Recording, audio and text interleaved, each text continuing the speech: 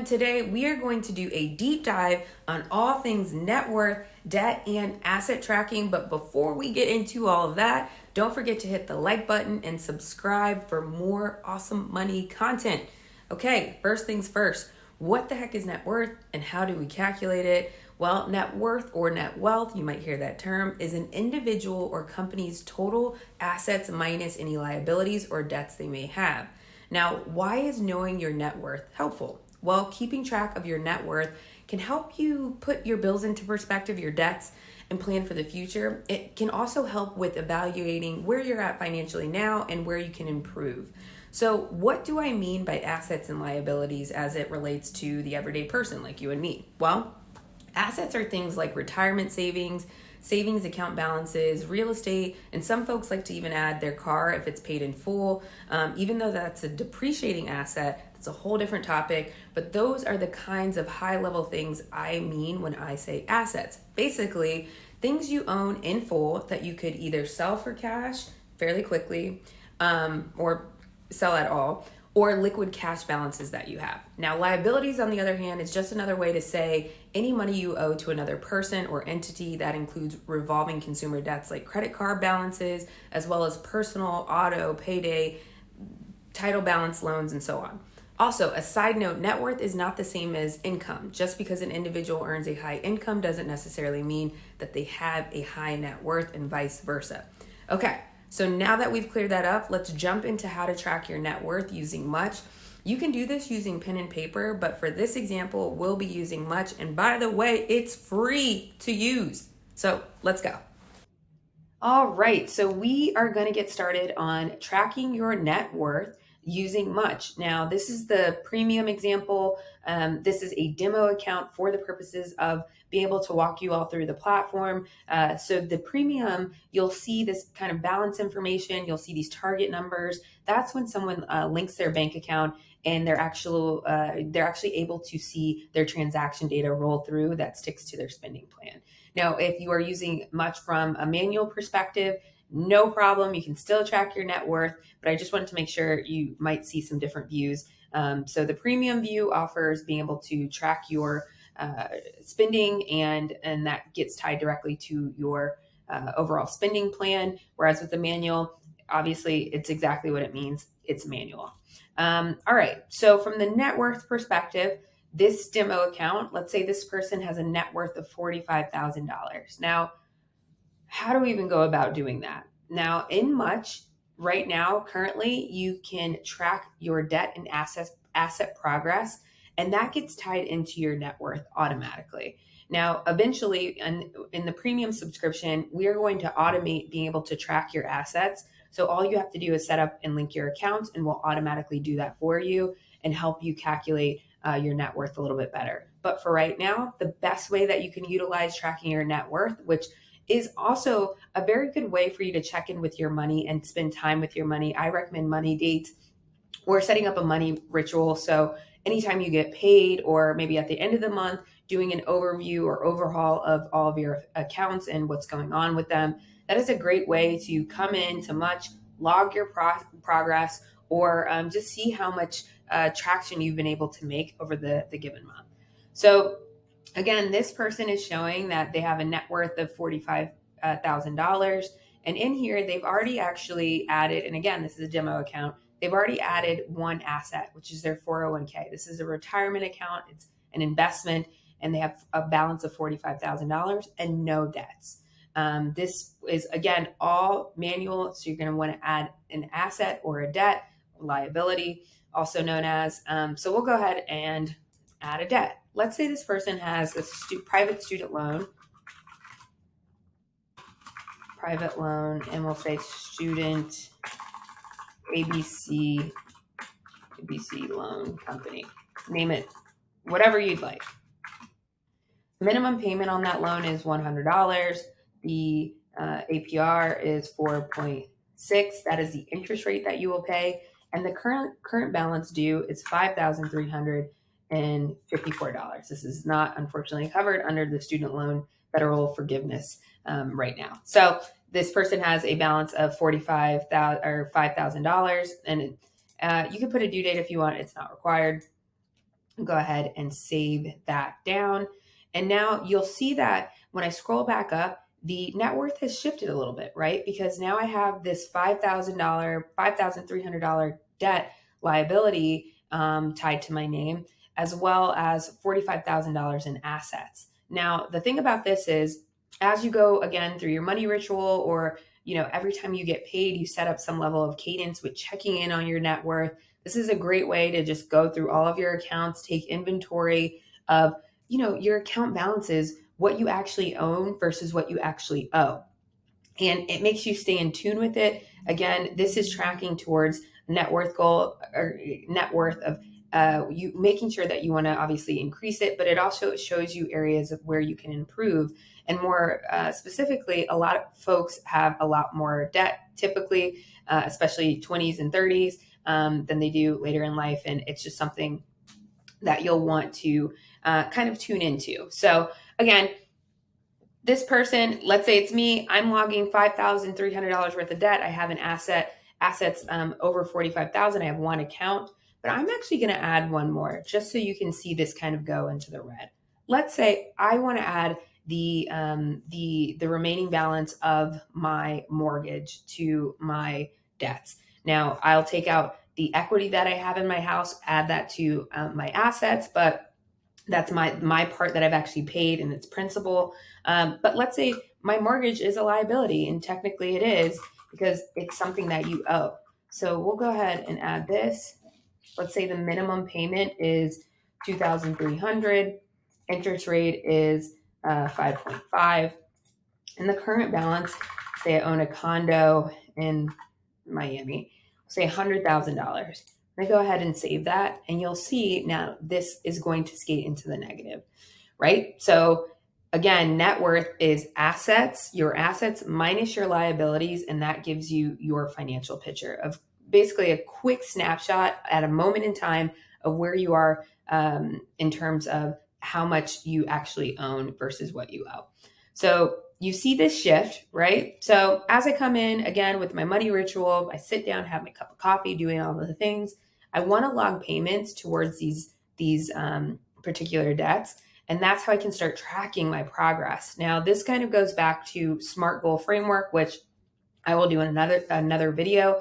But this is the specific, the measurable, the actionable or achievable, and time-related type of goals, and realistic. Sorry, I missed the R there. This makes you and forces you to come in, again, spend some time with your money. So I'm going to log a payment towards this debt, and I basically do this every single month. The date that I'm logging that payment is the 2nd, and either I'm choosing it's a minimum payment, so I've made the minimum payment, I've made an overpayment, which is essentially my minimum is $150. I'm only going to pay this one time this month, so I'm going to decide to pay. So let's say my minimum is $125, and I'm deciding to pay $150 just indefinitely. That's how my auto pay is set up. I'm going to leave that there, and I'm going to say overpayment because I went beyond my minimum. I'm doing a good job, and then over the course of tracking, and logging your progress, you'll be able to see where you did a little bit more for a given month, and how consistent you've been able to be with that will help you pay down your debt a little bit faster. So I'm going to go ahead and log this payment. Of course, get some points there. It's good to be taking money or action on my money. And let's go back up. So now you've seen this net worth drop a little bit. Also, the debt here would have dropped a little bit. Click on details, and you'll see the two loans that I have, the mortgage and the private student loan. And I believe I made a payment on my private student loan, and there you have it. So you'll use this to track your debt over time. And theoretically, because this is the premium account and it's showing me that I have $30 extra over the course of a month to be able to put towards a goal, because if I stick with this target spending plan, this highlighted information here in the middle of the monthly target, if I can stick with this at any given month, at the end of the month, I should have $30 left over in my budget to actually put extra towards my debt. So that's what I see here. Right now, if I'm only making the minimum payments, my debt free or debt payoff date will be April 1st, 2026.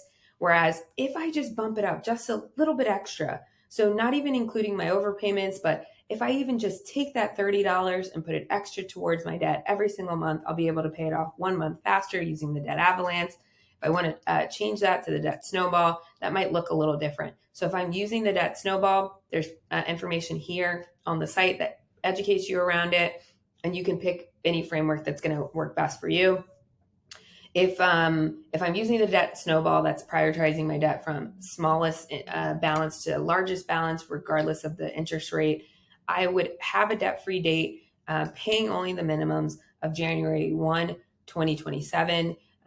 Whereas if I just apply this extra $30 that I'm seeing that I can get out of my spending plan at the end of the month and incorporating this into my money ritual. So at the end of the month, I sit down, I go over and log all of my debt progress. I log all of my asset progress. I can see that this can be shortened by a heck of a shorter time, couple of months here at a minimum, to be able to hit that goal a little bit faster. So 8 months, I can shorten paying this debt down if I apply the $30 towards my debt.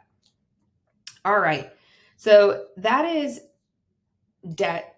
And now I want to switch over to assets. So logging a payment, it's something that you want to come in. You want to do this on a consistent basis. Just having the notes available for you is really cool. And then also seeing your progress over time, because let's say I want to hit the mortgage. Let's put it said I was 50,000. I'm going to do a $50,000 payment, definitely overpayment. I'm going to go ahead and log that. Let's say I made that yesterday. Let's see our progress. Now, because this debt is tied into my mortgage up here, that is automatically going to change. So it's saying that I overspent on my plan. It's something that is tied directly to any debt that you have gets tied directly to your spending plan, so you don't forget about it. And now I have a net worth instead of negative 60. I'm getting closer to getting into the positive with my net worth. And again, going to detail, you're going to want to see the details on the overpayment, and here you have it for the given month. And it's just a really, really cool way to be able to track your progress. Now here, you'll be able to see that you added 5,000, and yeah, so it was a good month to be able to pay off your mortgage. Now, next, when tracking your net worth, you obviously also want to track your assets, the good stuff, right? So we're going to switch gears here. This is the part where, again, in the premium package, we are going to be adding where this is a little bit more automated. But for right now, you have to go in, do it manually, but it's a good way to keep your finger on the pulse of your money by spending time with it. And you can choose between two different frameworks, always change those whenever you want. And now we'll get into the asset side. Now, the asset overview actually provides you with a checklist, some very loose guidance on maybe things to consider when, working towards wanting to get your net worth up, or working towards actually meaningful progress with your money. So making sure you have an emergency fund in place, then making sure you get the employer match if it's offered to you. Then working on perhaps maybe an HSA or a retirement account. So you can start putting these in progress just to keep track of where you're at. And, once you mark these off, it's a good little fun celebration. All right. So with the assets, the same thing goes. You're going to want to add your asset. That could look like a sinking fund. A sinking fund is something that you are saving for in anticipation of a particular event or something to happen. So I'll give you an example of a sinking fund. Let's say holidays are coming up. You want to have a holiday sinking fund. And typically this alleviates the stress of coming up with all the money right at a given moment. So let's say you have a holiday sinking fund. You start this January 1 after the holidays have already passed. And that means you have roughly 10 months to save all the money that you can towards that sinking fund or a target goal for that sinking fund. So let's say I want to save $1,000, $2,000 for gifts, decorations, for uh, airplane tickets, for transportation, hotel, all of that. Because I know I'm going to be busy and traveling around the holidays, and I want to get ahead of that. So when I need the money come, November, I have already over the course of the past 10 months been saving towards this $2,000, and it's just sitting there. And it's really nice to have because it, again, takes the stress off of you. So that's just a sinking fund. You have your savings, you have your investment, and then other, if it might be like a painting or something to that effect. You'll want to put the current balance, if there is a current balance. If there's no balance at all, totally okay. If you're working towards, you just set up your account, there's nothing in it just yet, you'll want to come back in here and start logging that progress. And then you can add this to your spending plan in terms of being able to see it up here. So your debt is automatically added to your spending plan, but your assets aren't. You have the choice to either add an asset that you're tracking towards actively, or again, something like a painting that you just have that's appreciating in value, you can just add here. So I'm going to go ahead and add a sinking fund. Let's say this is for my car, because I'll probably need some tires. I don't have anything started right now. So the balance is 0, and I don't want to add it to my spending plan because, I'll be tracking it over the next couple of weeks. Let me go ahead and close this. Now, asset overview is at 45,000. I'm going to log progress because I just got paid, and I want to be able to add $500 to my assets, or my sinking fund, which is my car, and log the date. Awesome. Now you'll see that my net worth has gone up 45,500, and now my current balance is at $500, and you'll see the detail down here as well. And that is how you log debt and asset progress in Much to track your net worth, which is essentially here. You'll want to come in and update this as regularly as you possibly can. And as you log those payments towards, a debt, and logging a payment towards your future self or your assets, you'll want to make sure you track that progress, because it ultimately has an effect on your net worth, and your net worth is an effective way to understand your current financial situation.